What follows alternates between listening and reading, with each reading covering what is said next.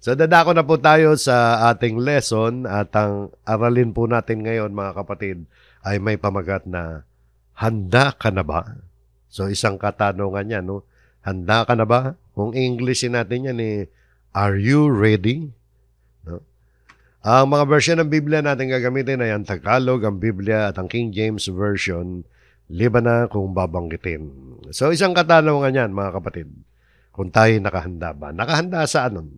Saan ba yung tinatanong na handa ka saan?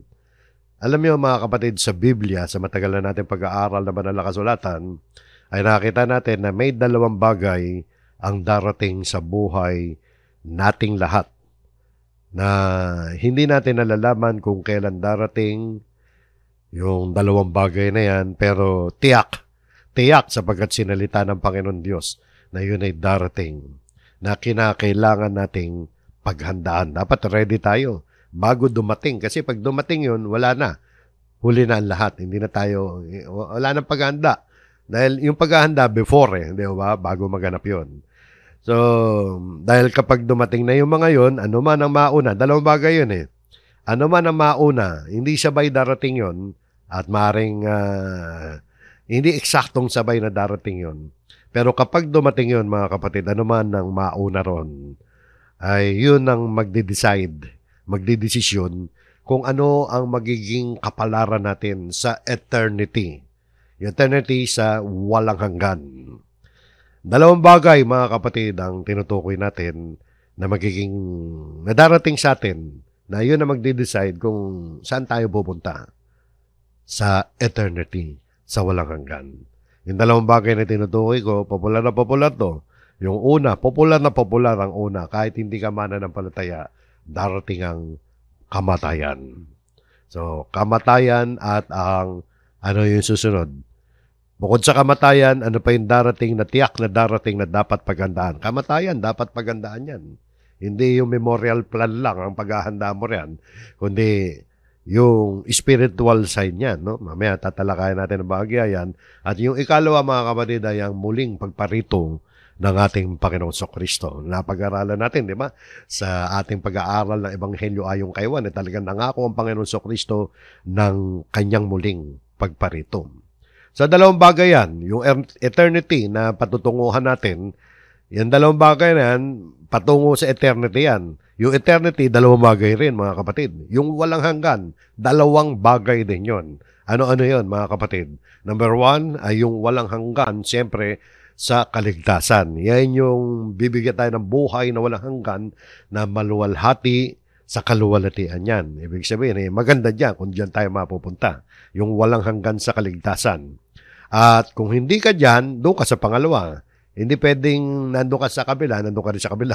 So, isa lang dito. Yung pangalawa ay yung walang hanggan sa kapahamakan. Yung walang hanggan sa kapahamakan, mga kapatid, ay yung nandyan yung kaparusahan na walang hanggan sa dagat-dagatang apoy. So, yan dalawang bagay na yan, mga kapatid, ay hindi natin dapat, mga kapatid, na tanggalin sa isipan natin.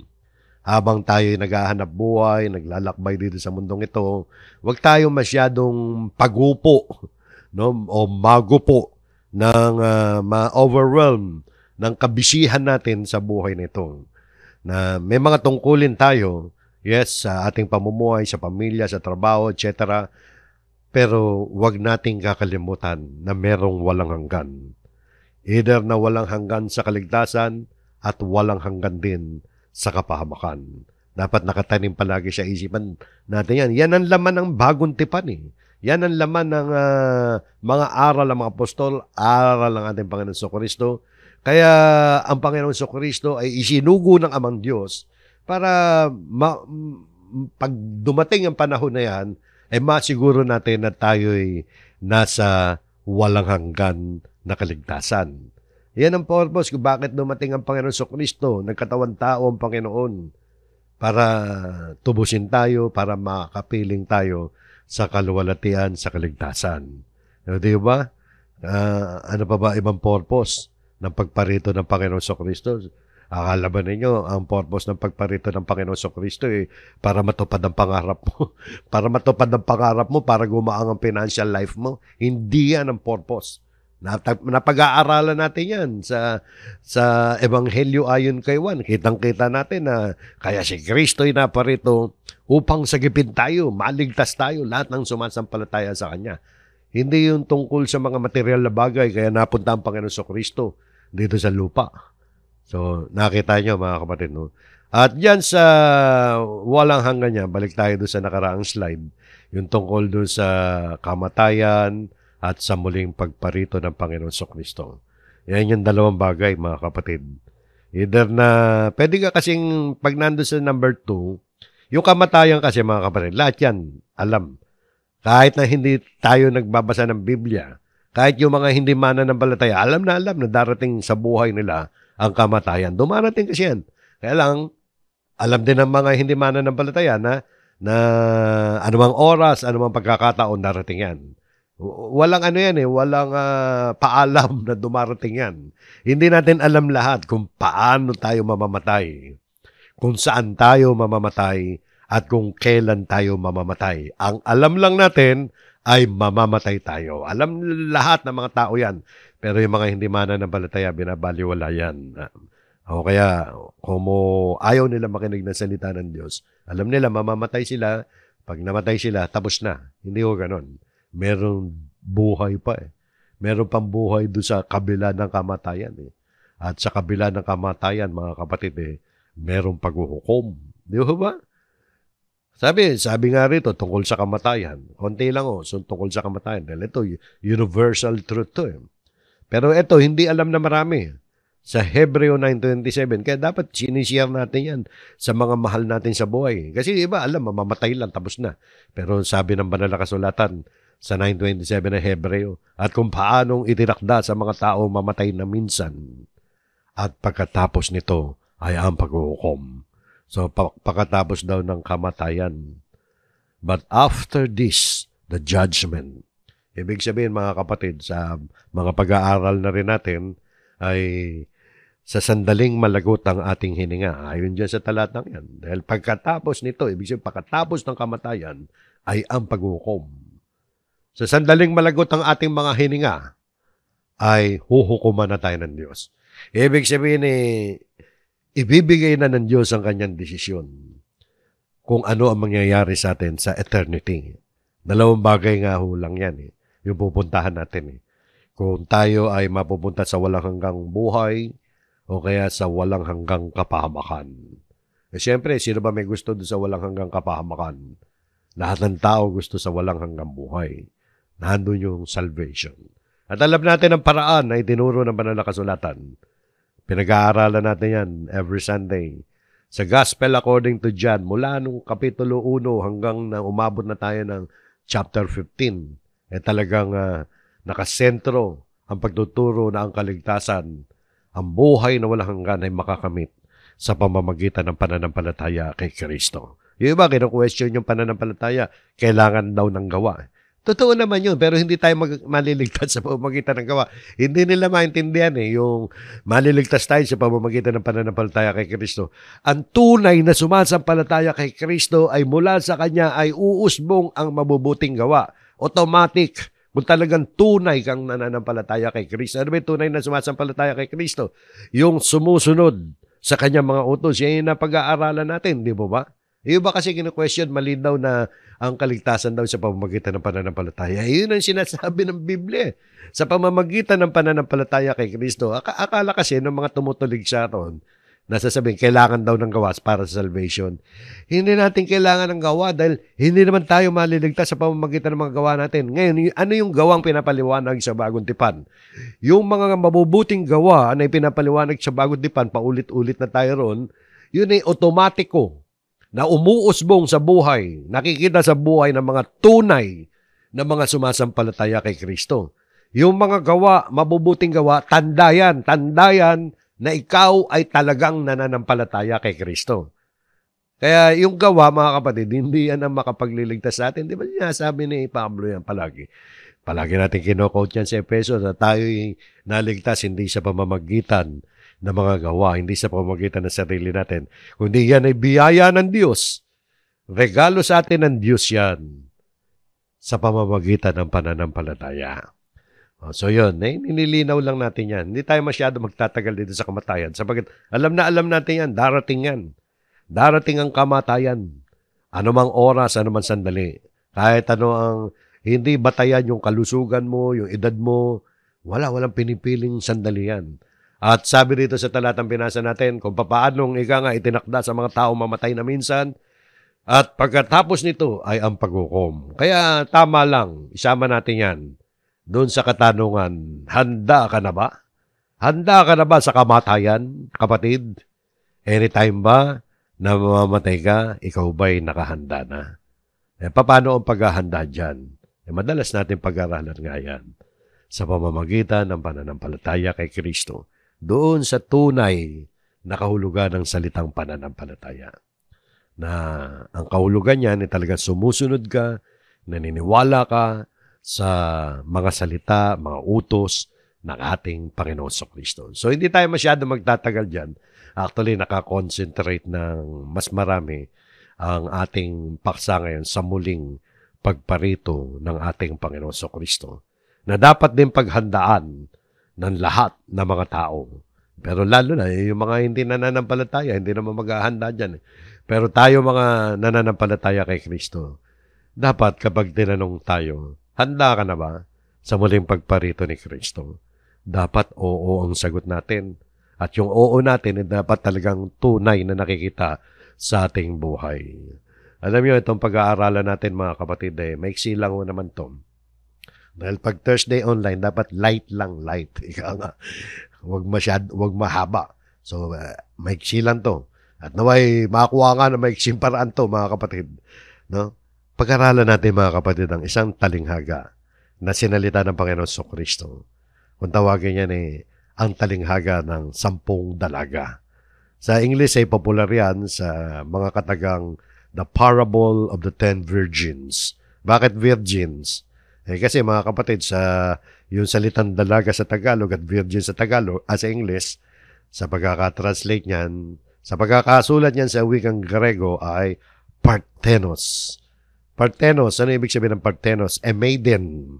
By implication, an unmarried daughter, virgin. Sa Tagalog, ibig sabihin, isang dalaga yan talaga, yung Parthenos. Isang dalaga, sa pamamagitan ng implikasyon, yung wala ngang asawa talaga, walang partner.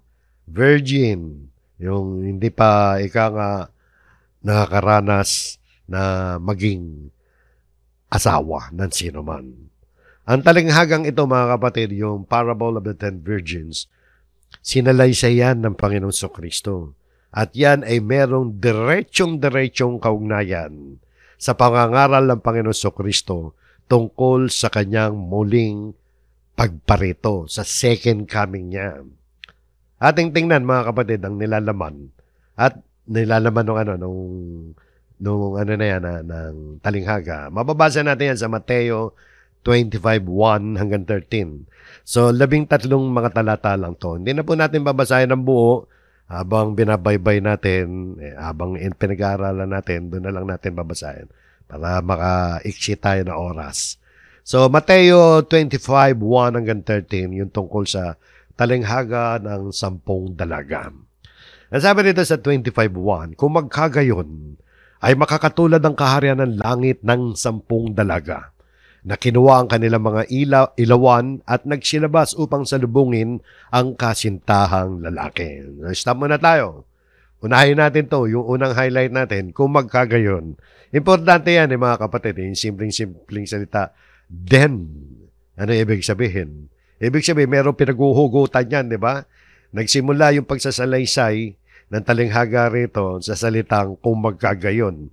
Nangangahulugan ito, merong koneksyon yan at diretsong koneksyon doon sa huling sinabi ng Panginoon Kristo sa Kapitulo 24. Nasa 25 tayo, verse 1. So sa 24, yung mga huling talata roon, mga kapatid, merong kaugnayan to. At yan parang ito ang isa sa konklusyon ng Panginoon Kristo. Kung magkagayon, di ba? Parang conclusion yan nung una niyan sinabi. Ano ba yung unang sinabi ng Panginoon Kristo doon sa mga huling mga talata ng chapter 24, no?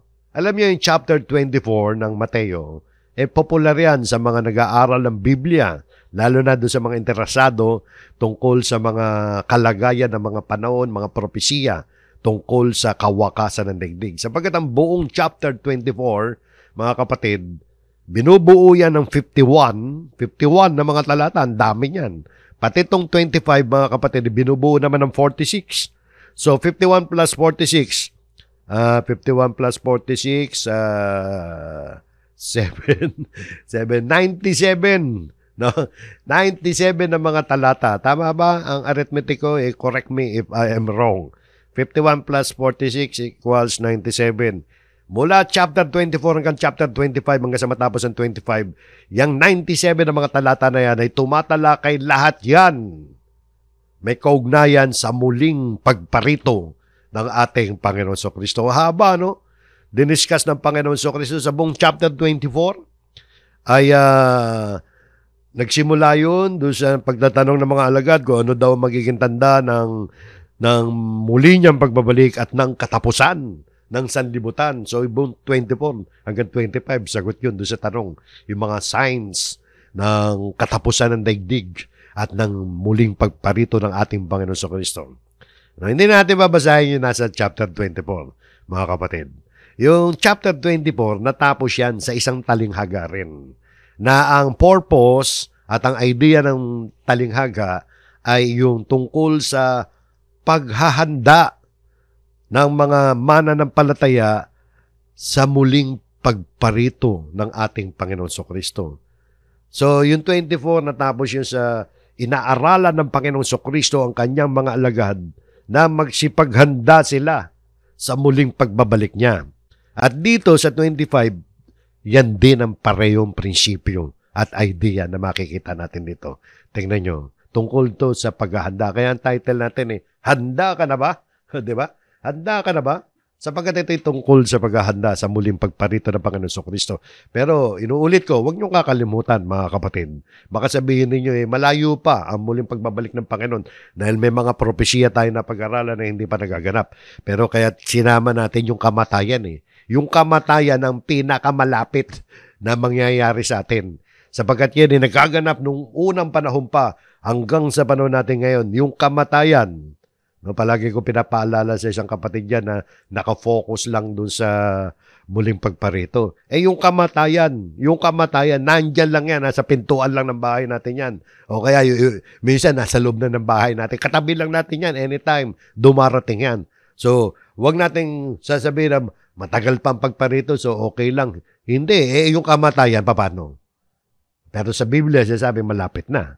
Malapit na, pero may mga propesya kasing binanggit kung ano yung mga palatandaan. Nag-aaral tayo ng Revelation. Di ba? At nakita natin may mga event na dapat mangyari bago dumating ang ating Panginoon Kristo. Na kinakailangan mangyari mo na yun. Marami pang hindi nangyayari talaga Pero yung kamatayan, paano? Pero alam nyo, mga kapatid, bakit kinakailangan paghandaan natin ang pagparito ng Panginoon? Sapagkat pwedeng mangyari, mga kapatid, yung turning of event ng history maging abrupt. Ibig sabihin hindi mo alam kung paano pipihit ang kasaysayan. Maaaring ngayon, halimbawa, example, yung templo sa Jerusalem, hinihintay natin na matayo yun. Nakita natin, wala, puro plano pala, puro plano. Pero nagtatalunan pa ng mga Hudyo kung talaga ba dun sa Temple Mount, kung tawagin, yung sa may Dome of the Rock. Sabi ng iba, dun daw sa City of David. Ibig sabihin, pinagtatalunan pa nila. Pero hindi natin alam, mga kapatid. Baka bukas, makalawa, magising na lang tayo isang umaga, biglang nagkaroon ng pagpihit ng kasaysayan at itatayo na ang templo. Ngayon, hindi pa tinatayo yan. Puro plano pa lang nakikita natin. Pero hindi natin alam ang pagpihit ng kasaysayan. Kung paano pumihit ang kasaysayan ng First World War, hindi nila alam na magkakagera pala ng First World War at nung Second World War, wala nakakaalam na lulusob pala yung mga Hapones sa Pearl Harbor, no? Habang yung Japanese ambassador nasa Washington nakikipag-inuman, nakikipag-sosyalan sa mga politiko roon, hindi alam mismo ng ambassador ng Japan sa Amerika na yung mga sundalo nila palusob na doon sa Pearl Harbor. Di ba? Yung biglang switch ng event mga kapatid eh. So, pwede mangyari yan. Yung pagtatayo ng templo, baka magising na lang tayo sa umaga, maitayo na yan. Pero dito muna tayo. Kaya may warning eh. Handa ka na ba? Kasi katulad nito, no? Sabi rito, no? Kung magkagayon, ang sabi rito, ay makakatulad ang kaharian ng langit ng 10 dalaga na kinuha ang kanilang mga ilawan at nagsilabas upang salubungin ang kasintahang lalaki. Yung kasintahang lalaki, yan yung ikakasal na lalaki. Tungkol sa kasal to, mga kapatid. So, dito sabi, makakatulad daw ang kaharian ng langit ng 10 dalaga. Alam niyo yung salitang kaharian ng langit, sa English ay Kingdom of Heaven. No? Ayan 31 verses lang ang mababasa natin sa Bagong Tipan at sa buong Biblia. Sa Mateo lang ho nabanggit yan. Yung mga katagang Kingdom of Heaven o kaharian ng langit.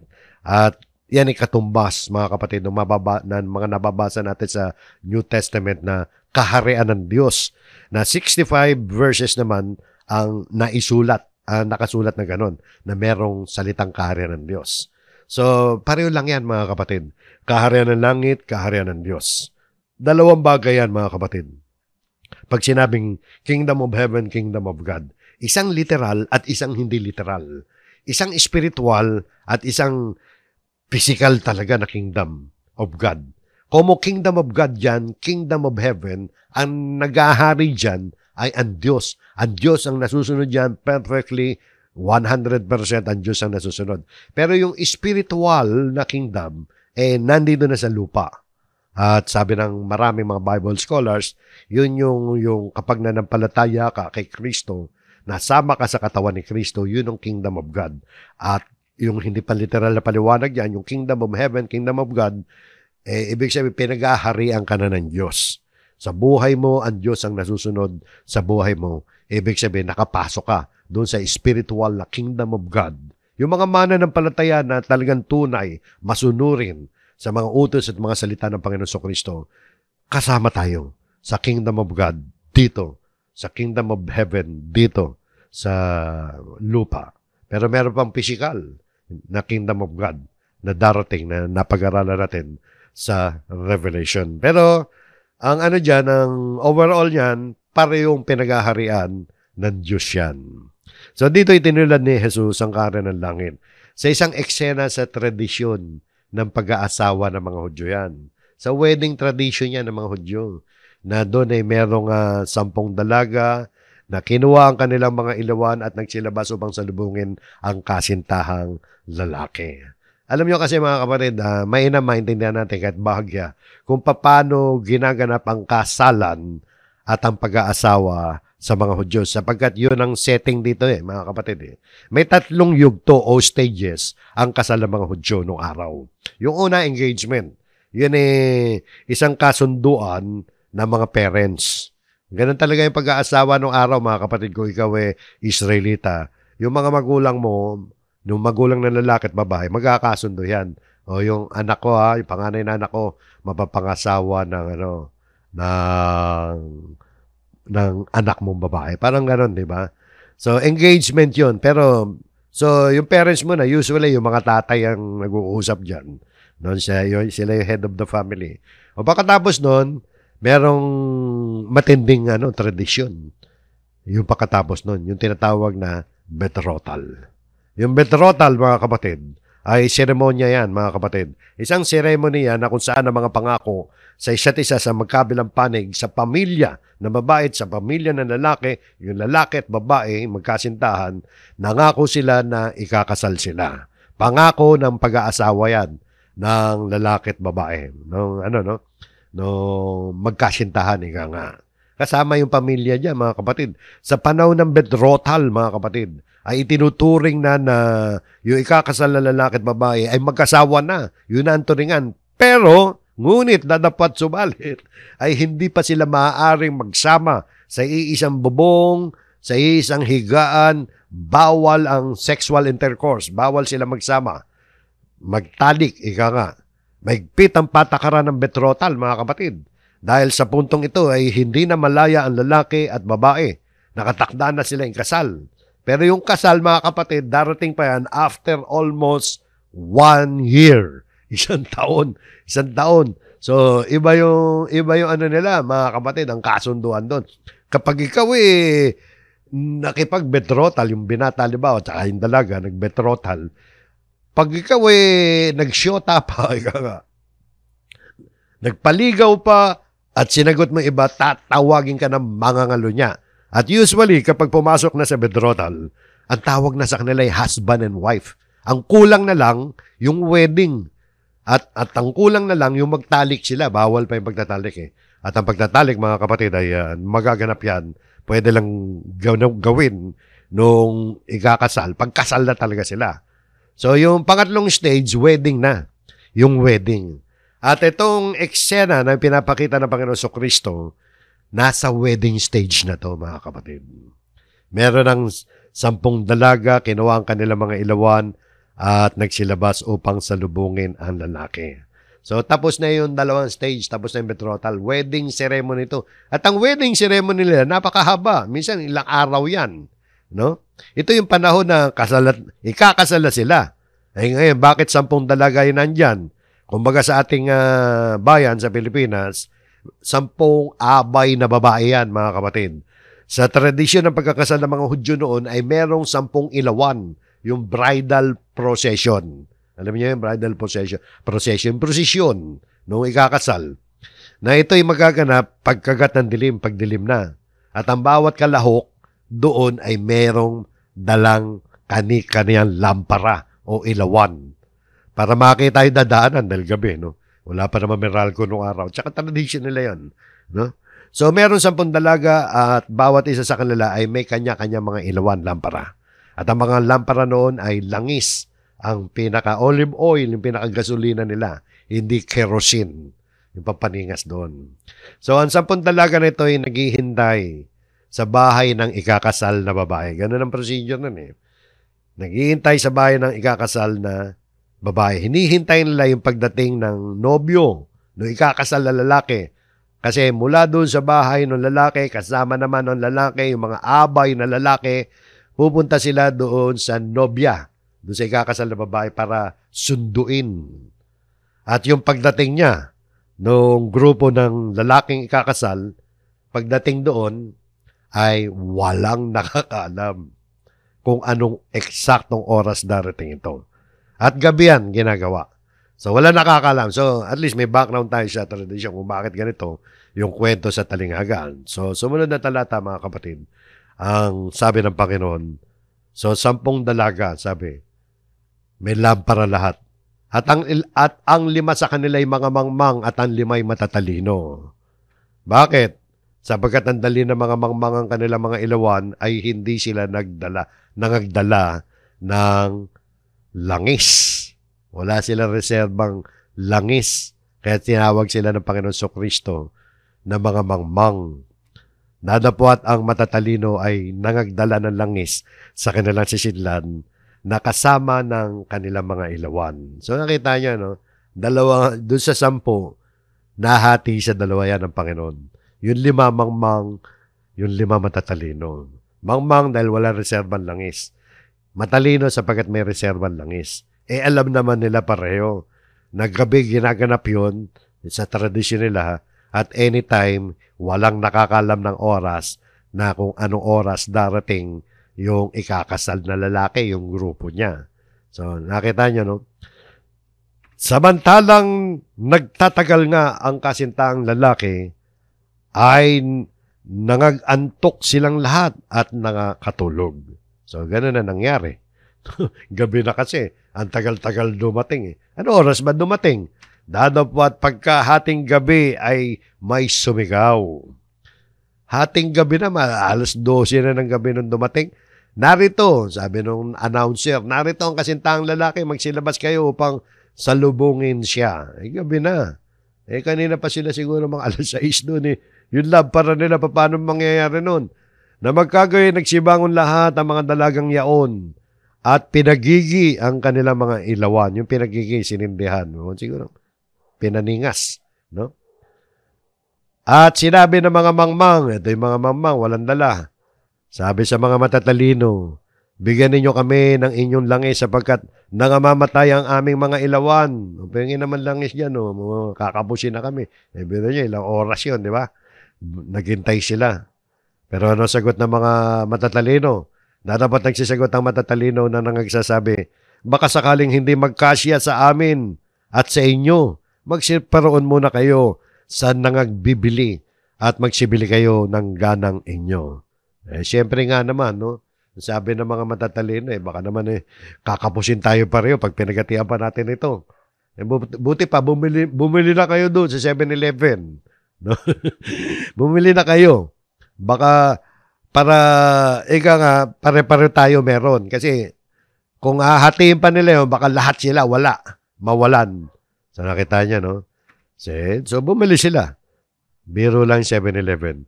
At samantalang sila ay nagsisiparoon sa pagbili, ay dumating ang kasintaang lalaki habang yung 5 nandun sa tindahan. Dumating na yung kasintaang lalaki. At ang mga nahanda, yung mga nakaredy ng mga dalagang 5, ng mga tatalino, ay nagsipasok na kasama niya sa piging ng kasalan at inilapat ang pintuan. Yung pagkakalapat ng pintuan nito, and the door was shut. Talagang blag. Kinandado yan. Malamang. No? Na-shut talaga yung pintuan. No? Pagkatapos ay nagsirating naman ang mga ibang dalaga o nagsirating naman ang mga ibang dalaga na nagsisipagsabi, Panginoon, Panginoon, buksan mo kami. Sarado na yung pintuan. So, kung kakatok sila, tumatawag sila, Panginoon, Panginoon, buksan mo kami. Dapat sumagot siya. At sinabi, katotohanan ang sinasabi ko sa inyo, hindi ko kayo kikilala. So, dininay sila. Do not enter, hindi ko kayo kilala. Sarado na yung pinto Ano yung pinapakita doon? Huli na ang lahat. Tapos na. So, yan yung kwento ng talinghaga ng 10 dalaga. Aral dito. Bakit makinuwento ng Panginoon sa Kristo yan? So, di ba sabi dyan, 25:1 hanggang 13, hanggang 12 lang yung nabasa natin. Kasi yung 13, yun yung aral. Yun yung konklusyon ng Panginoon. Ang sabi ng Panginoon, mangagpuyat nga kayo sapagkat hindi ninyo nalalaman ng araw ni ang oras. Mangagpuyat. Watch, therefore, maging mapagmasid. Bakit? Hindi alam yung araw at ang oras. So, example lang niya yung talinghaga. Ang purpose para iaral na maging handa, maging watchful tayo, mga kapatid. Dahil di natin alam ang oras niyang araw. Ang oras na tinutukoy at araw dito ng ating Panginoon sa Kristo ay ang kanyang muling pagparito. Kasi mga kapatid, bakit natin nasabi yan? Tungkol yan sa muling pagparito. Kasi ito na yung ikalawang pagkakataon na sinabi ng Panginoong Jesus dito sa isang eksena mula chapter 24 hanggang 25. Isang eksena lang yan, mga kapatid.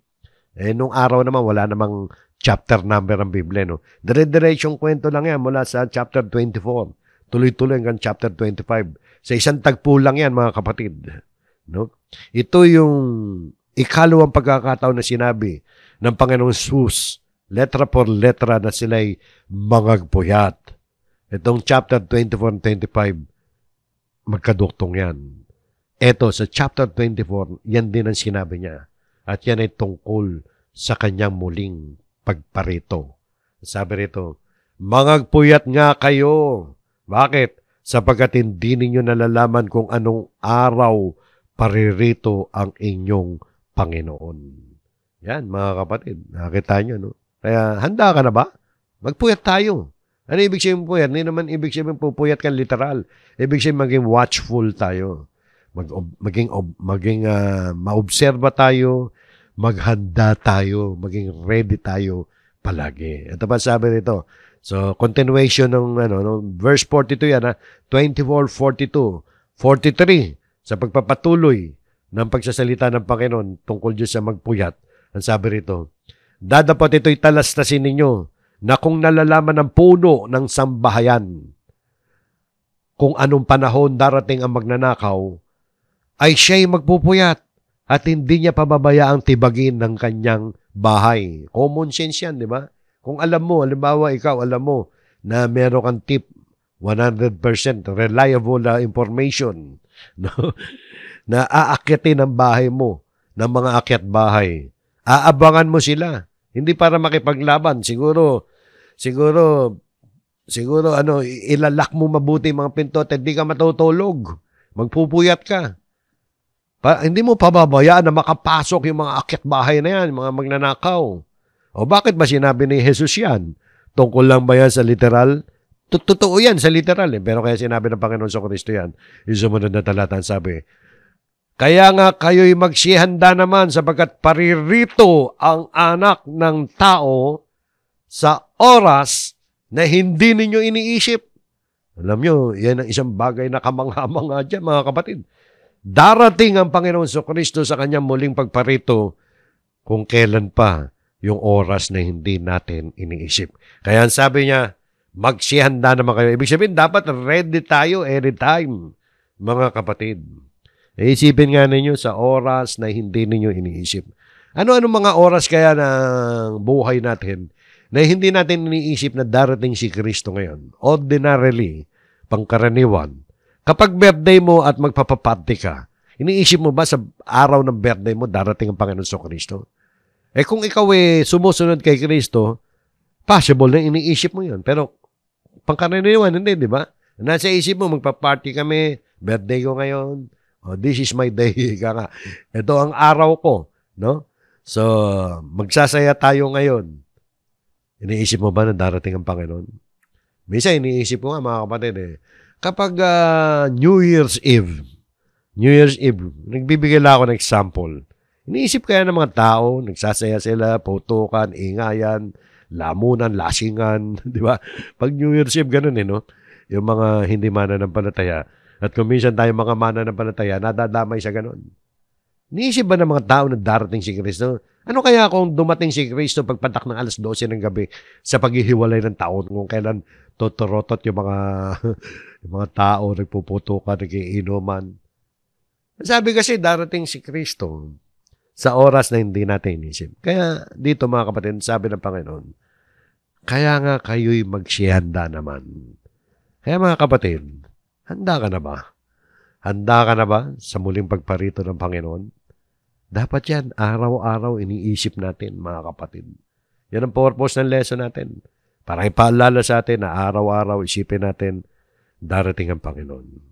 Pero sa pagdating ng Panginoon, wala na ba tayo ibang gagawin kundi maghintay? Hindi naman ganun yun, mga kapatid. Iba kasi, walang ginawa sa buhay kundi hintayin yung pagdating ng Panginoon, hindi na naghanap buhay. Hindi na nagtrabaho, hindi na nag-aaral. O total, darating naman ang Panginoon. Wala na yan. Alam mo, maliho yun, mga kapatid. Habang nabubuhay tayo sa mundong ito, gampanan natin ang ating tungkulin. Kailangan maghanap buhay ka, maghanap buhay ka, mag-aral ka. Pero habang ginagawa mo lahat ng mga bagay na yan, huwag mong kakalimutan na dapat ka maging handa sa muling pagbabalik o sa muling pagparito ng ating Panginoon Kristo. Kaya sa ating aral, mensahe ngayon, mga kapatid, ay sishare ko sa inyo yung 9 na talata lang dito sa unang Thessalonica 5:1 hanggang 9. Tungkol to sa pagparito ng Panginoong Kristo. At ano ang dapat na maging katayuan natin habang hindi pa dumarating yan?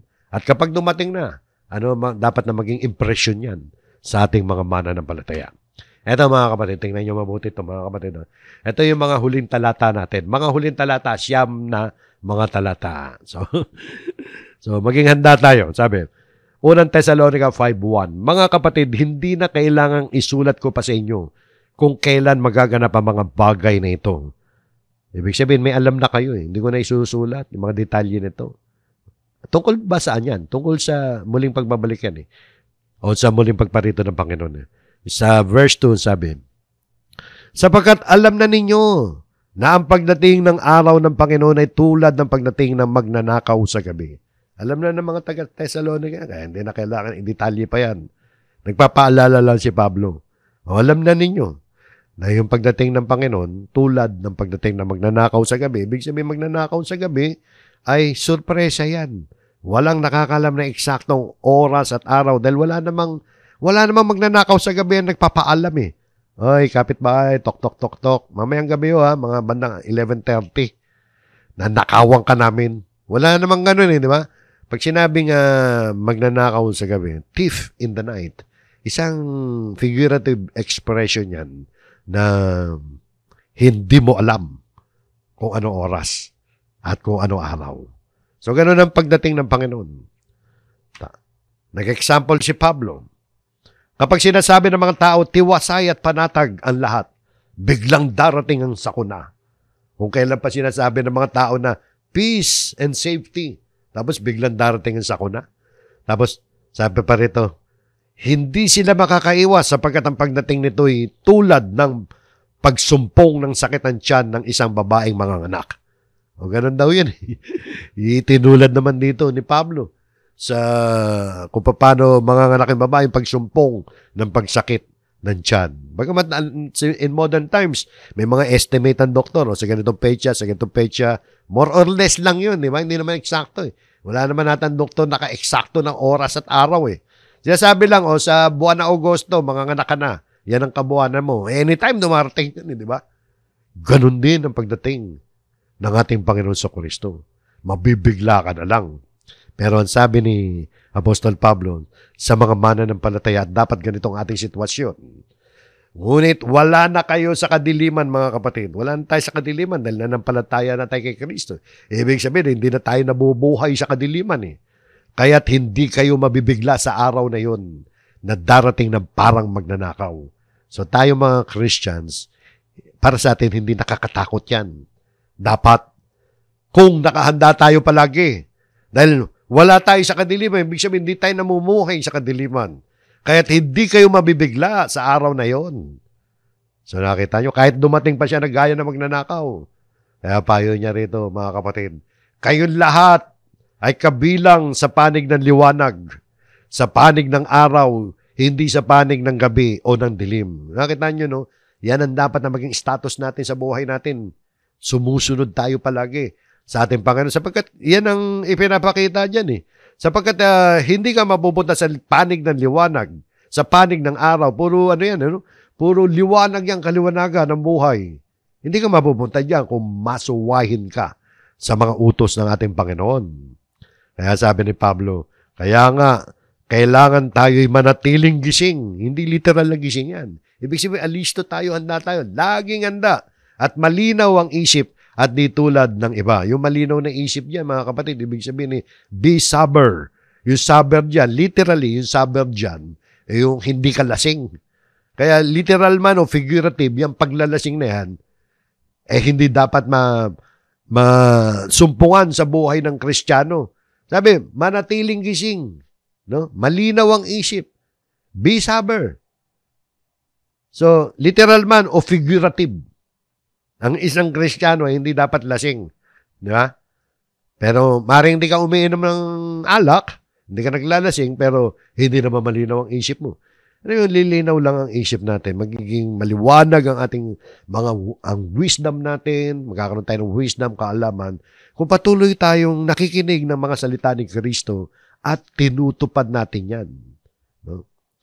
Tapos sa verse 7 sabi, sa gabi ay karaniwang natutulog ang tao at sa gabi rin karaniwang naglalasing. No? Tama naman inuman sa gabi nagaganap Ngunit, dahil tayo sa panig ng araw, ito yung para sa atin. Dahil tayo na kay Kristo na sa panig tayo ng araw, dapat maging malinaw ang ating pag-iisip. Inulit na naman niya.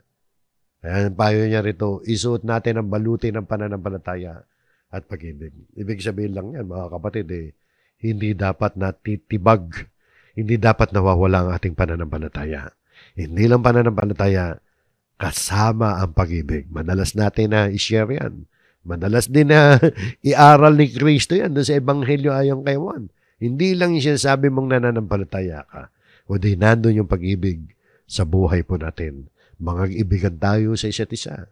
Yun ang pangunahing utos sa ating mga Kristiyano. Kung paano tayo inibig ni Kristo. Yung pag-ibig, mga kapatid, pag yan ang nawala, baliwala ang pananampalataya natin. Kaya sabi rito ni Apostol Pablo, dahil nasa panig tayo ng araw, dapat malinaw ang pag-iisip natin, isuot natin. Ibig sabihin, dapat nasa atin yan. Yung pananampalataya at pag-ibig. Ano pa?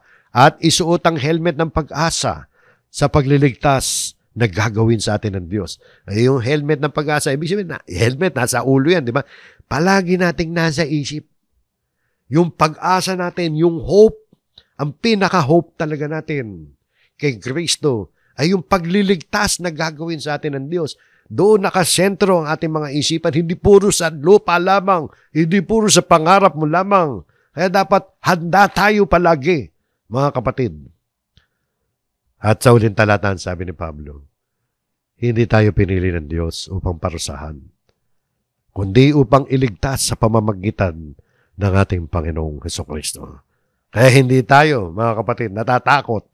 Magamat masusurpresa tayo, pero hindi tayo magugulat at mangangamba. Hindi natin kasi alam, kaya nasabi ko masusurpresa. Surpresang matutuwa tayo pag dumating yun. Yung biglang, dumating na ang Panginoon Hesukristo. Okay, na-surprise ka in terms na hindi mo kasi alam na sa araw na yun darating at sa oras na yun. Pero pag dumating yung panahon na yun, hindi tayo matatakot. Magagalak tayo ng tunay na kagalakan talaga. At talagang welcome na welcome natin yung muling pagbabalik ng ating Panginoon Hesukristo. So yun mga kapatid, kasi hindi tayo tinalaga sa kaparusahan. Tinawag tayo ng Diyos para maligtas. Yan po ang ating lesson ngayon. Naway, nakatulong ito sa atin. Nakapagdagdag ng inspirasyon upang magpatuloy tayo sa pag-aaral ng salita ng Diyos sa ating pananampalataya at ma-motivate tayo na sumunod palagi sa mga utos ng ating Panginoon Hesukristo. Hanggang dyan po mga kapatid, maraming salamat po. Naway pinagpala tayo ng ating aralin ngayon. Tayo po'y muling manalangin.